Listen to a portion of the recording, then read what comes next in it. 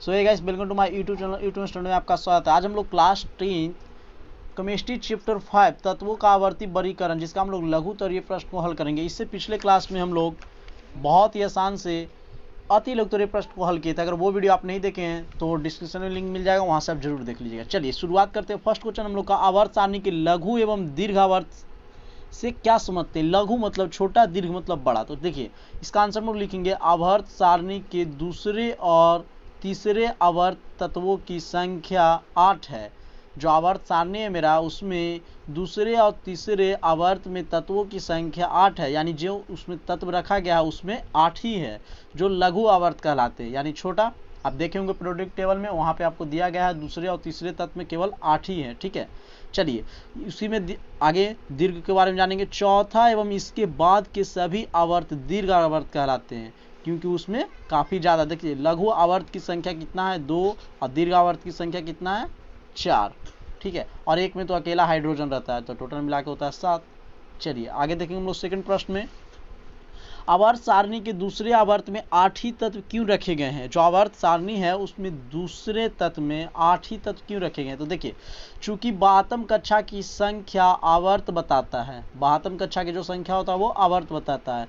दूसरे आवर्त में कक्षा भी 2 है। किसी कक्षा में इलेक्ट्रॉनों की अधिकतम संख्या का फॉर्मूला ये होता है, द्वारा निर्धारित होती है। तो दूसरी कक्षा में इलेक्ट्रॉन की संख्या तो 2n², n का मान कितना है दूसरी कक्षा, तो 2 रख दिए, 2 का स्क्वायर बताइए 4 और 4 दूना 8। ठीक है, तो इसी कारण से दूसरे आवर्त में 8 तत्व रखे गए हैं। ठीक है, चलिए क्योंकि सभी के 12वीं कक्षा समान होता है। चलिए हम लोग तीसरा नंबर प्रश्न को हल करेंगे।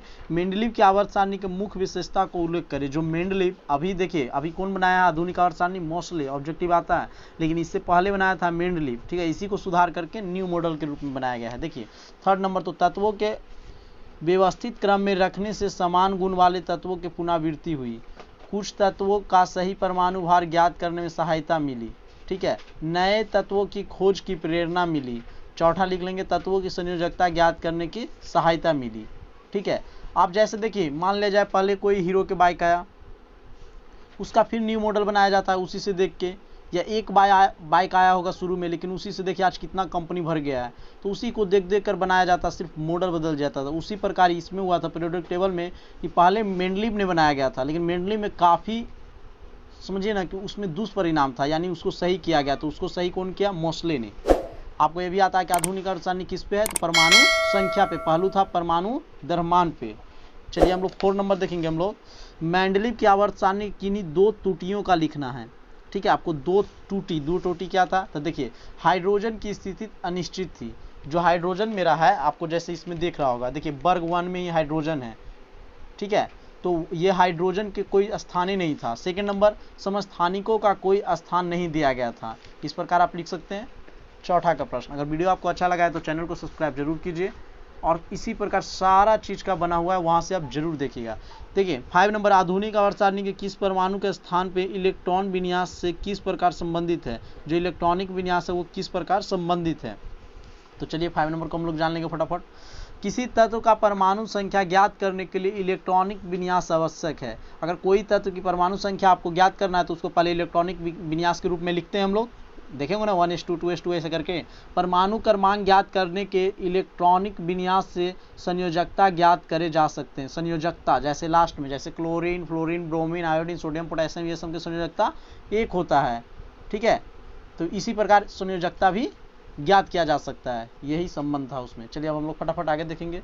6 नंबर प्रश्न मेरे प्यारे साथियों, निम्नलिखित में कौन तत्व रासायनिक दृष्टि से सदृश होंगे, सदृश यानी समान होंगे, और क्यों। इन तत्वों की परमाणु संख्या कोष्टक के अंदर दी गई है। देखिए दिया गया है, बताइए। Na से सोडियम होता है, सोडियम का 11, फ्लोरीन का दे दिया 9, पोटेशियम का दे दिया हुआ है, फास्फोरस का दिया हुआ है, और एक हो गया सीजियम, CS से सीजियम होता है। तो इसमें कौन समान है, तो देखिए इसका होगा सोडियम, पोटेशियम तथा सीजियम समान होंगे। क्यों, क्योंकि ये वर्ग एक क्षार धातु है। ये है जो हम लोग का एक क्षार धातु है, क्योंकि पहले में देखिए यहाँ पे दिया गया है सोडियम है, पोटेशियम है, और यहाँ पे आपको दिख रहा होगा सीजियम है। अब इसको याद करने के लिए बहुत ही आसान तरीका होता है। देखिए वर्ग तत्व 1 की याद करने के लिए हलीना से देखिए H से हाइड्रोजन हो गया, हलीना, ली से लिथियम, ना से सोडियम, तो हलीना करे, हलीना करे रब से फरियाद। आप याद कर लीजिएगा इस प्रकार, हलीना करे रब से